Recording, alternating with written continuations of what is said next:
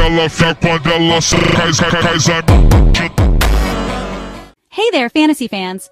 Buckle up for an epic journey as we dive into Chapter 1 of Elias Thorne's adventure, The Unexpected Crossing.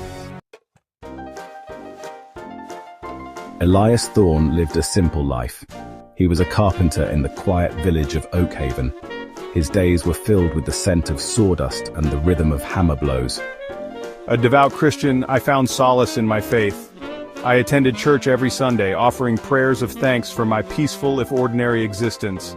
Life in Oakhaven was all he knew. He never imagined it could be any other way. One crisp autumn afternoon, I worked in my shop. The last rays of sun cast long shadows across my workbench. I was finishing a sturdy oak table commissioned by Mrs. Gable for her new cottage. I smiled to myself, thinking of the pleasure it would bring her. I always found joy in creating something beautiful and useful. It was a gift, I believed, bestowed upon me by the Lord. Little did he know his life was about to change in a way he could never have anticipated. A blinding flash of light tore through the peaceful quiet of the workshop.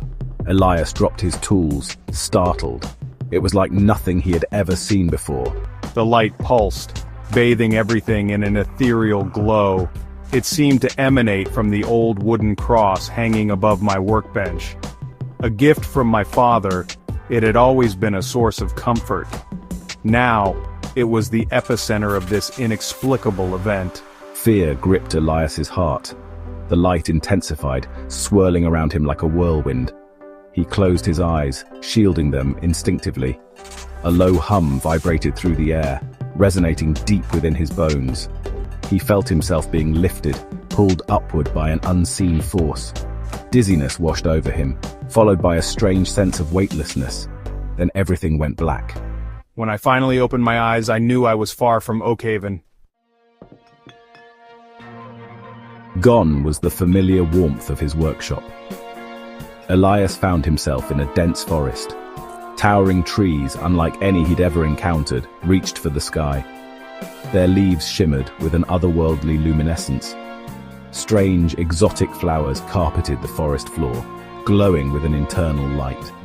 This place was both beautiful and terrifying, like stepping into a fantastical dream. Yet it was all too real.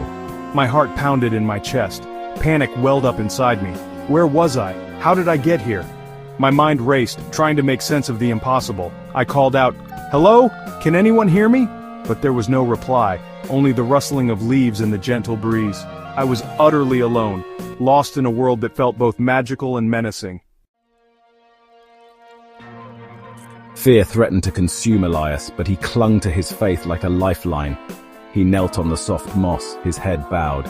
"Lord," he whispered, his voice trembling, "I don't understand what's happening. I don't know where I am. Please guide me. Give me strength."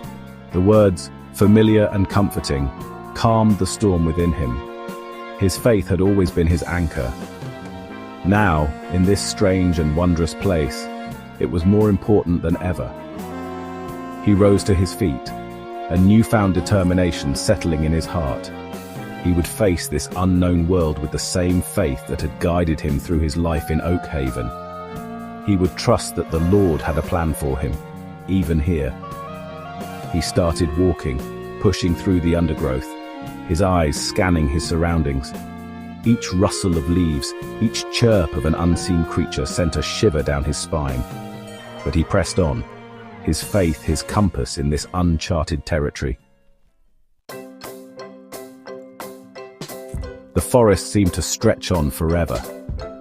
Just as despair began to creep in, Elias saw her. A woman stood in a clearing, her back to him. She was dressed in flowing robes, her long, dark hair cascaded down her back. She moved with a grace that hinted at a strength that belied her delicate frame. He hesitated, unsure whether to approach. "Greetings," she said, her voice as smooth as silk without turning around. She offered Elias food and shelter, communicating through gestures and compassion.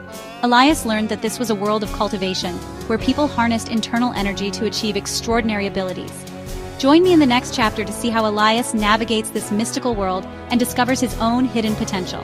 Don't forget to like, subscribe, and hit the bell icon so you never miss an update. See you next time.